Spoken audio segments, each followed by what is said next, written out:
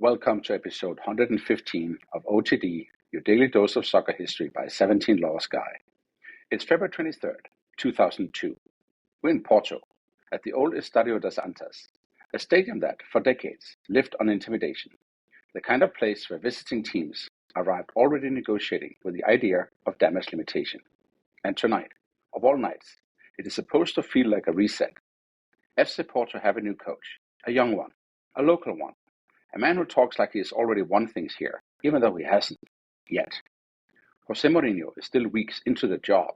The pitch is familiar, the badge is heavy, the fans are demanding, and the message is unmistakable. This is Porto. You do not come here and win. Beira-Mar did not get that memo. Or maybe they did, but decided to tear it out. Because what happens next isn't just a home defeat. It's a collapse, the 2 red cards, a scramble of equalizers, and a late punch that lands so cleanly it seems to echo for years. And here's the twist. The reason this match belongs in OTD. Because for the next 9 years, across 4 clubs, 4 stadiums, and 4 of Europe's most unforgiving leagues, José Mourinho will not lose a single league match at home. 150 home league games, 150 without a defeat.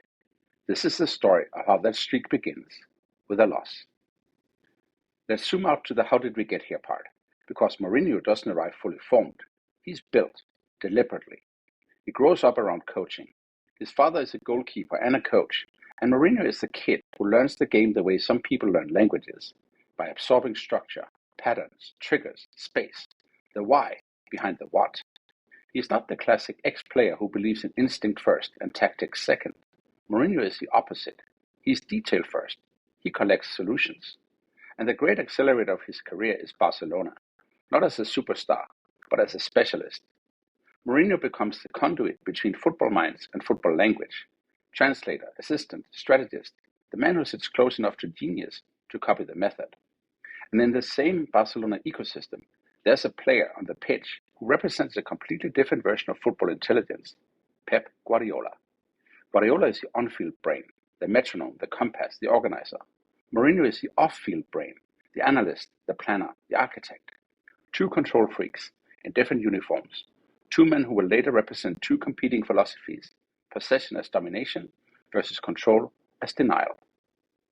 By the time Mourinho returns to Portugal and climbs into the head coach role, he carries something priceless, an identity built on preparation and a belief that football can be engineered. Then Porto comes calling. Porto don't hire him to stabilize. Porto hire him to restore hierarchy. And Mourinho talks like he understands exactly what the club is supposed to be, a domestic predator and a European problem. So back to the night itself, February 23rd, 2002, Porto versus Beira-Mar. The script says Porto win. Home crowd, big club, bigger squad, new manager bounce. But as you know from over 100 episodes of OTD, football doesn't care about scripts. The match turns early, not with a goal, but with a decision. Porto go down to 10 men in the first half, a red card, 10 men at home, with expectations hanging like fog over the stands. And Beira-Mar smell it. They score first, a set-piece strike, the kind of goal that quiets the stadium because it's not spectacular. It's inevitable. Porto are rattled, but they're still Porto. They drag themselves back into the match and equalize before the break. 1-1. The crowd exhales. The damage, maybe, can still be contained. But the second half becomes a test of control, and on this night, Porto have none. Beira-Mar score again early in the half. Porto chase. Porto improvise. Porto try to muscle their way through a match that's now slipping away from structure. And then comes the moment that turns this match from bad night into hinge. Porto lose another man, a second red card. Now there are 9 men, at home, under a new coach. And now the match is a tightrope. And somehow, Porto still find an equalizer, 2-2. With 9 men, they pull the game back from the edge. The stadium believes again, not because Porto are good on this night, but because Porto are refusing to die. And then late, with Porto exhausted and stretched and psychologically exposed, Beira-Mar hit them where 9 men can't protect you. They score a third, 3-2.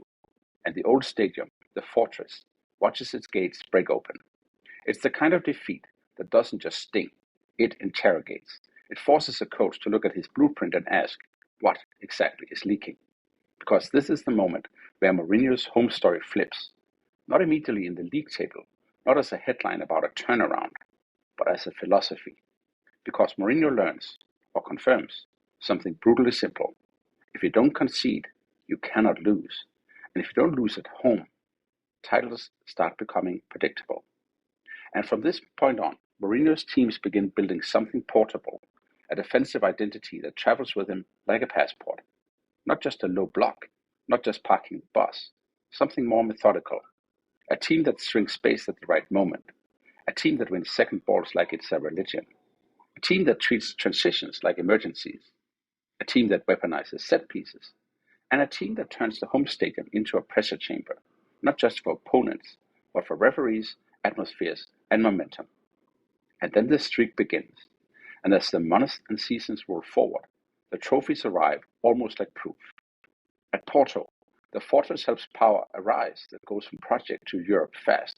Domestic dominance returns, then continental glory, the UEFA Champions League. And then the ultimate prize. Porto under Mourinho don't just win, they punch above the global weight class. He leaves at the peak and steps into the Premier League, where English football is loud, physical, and skeptical of outsiders, and where one wrong month can get you swallowed. At Chelsea, he doesn't just win, he brands the special one. Not because he's trying to be liked, because he's trying to own the psychological space around the club. And Stamford Bridge becomes a laboratory for his thesis. If the home ground is safe, you can chase perfection everywhere else. From London to Milan, from Milan to Madrid, the details change. Language, weather, opponents, styles, but the product stays consistent. Mourinho's home league matches become something like a bank vault. The numbers accumulate until they stop sounding real. Home league game after home league game, no defeats. Porto, Chelsea, Inter, Real Madrid. Different squads, different league cultures, different tactical fashions. But same outcome. You don't beat his team in their stadium, in the league.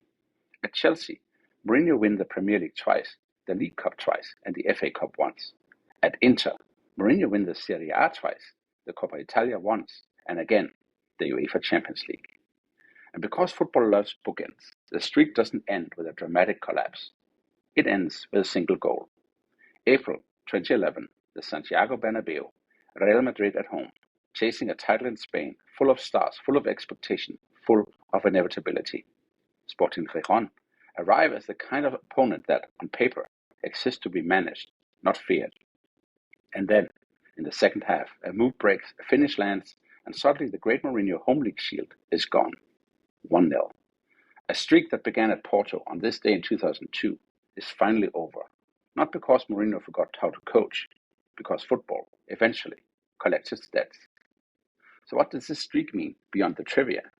It turned home advantage into strategy. Mourinho doesn't treat home games as must-win. He treats them as must-not lose. And that subtle difference reshapes everything. Risk, substitutions, tempo, even emotion. And the streak proved that system can be exported. Many great coaches built fortresses, but at one address. Mourinho carried his fortress across borders, across cultures, across football languages. Also, the streak became part of his myth. Because with Mourinho, the story is never just tactics, it's theater, but theater with a hard edge. A narrative that makes his team feel protected and his opponent feel hunted. And it all begins here, ironically, with a defeat so messy it forces the method to sharpen. So as we close, let's land 3 things to take away from February 22nd, 2002. First, the most valuable record in football isn't away goals, it's control. And control starts at home. Second, Mourinho's genius wasn't only winning trophies, it was turning certain outcomes into routine. Home league defeats simply stopped being part of the schedule. And third, every great streak has a starting point that looks ordinary in the moment, until you follow the line forward and realize what it became. On this day in 2002, Porto lost 3-2 at home to Beira-Mar, and it would take 4 clubs, 4 leagues, and more than 9 years before a José Mourinho team would suffer another home league defeat. That's all for episode 115 of OTD, your daily dose of soccer history by 17 Laws Guy. If you enjoy OTD, please follow, rate, and share the show. It's the simplest way to help this project grow. And if you have a story, a correction, or a rabbit hole you want me to chase, email me at otd at 17lawsky.com. Tomorrow, we are going to the far edge of the football map, to the first OFC Nations Cup, and to February 24, 1973, when Oceania finally crowned a continental champion and FIFA's Confederation Puzzle became complete. See you then.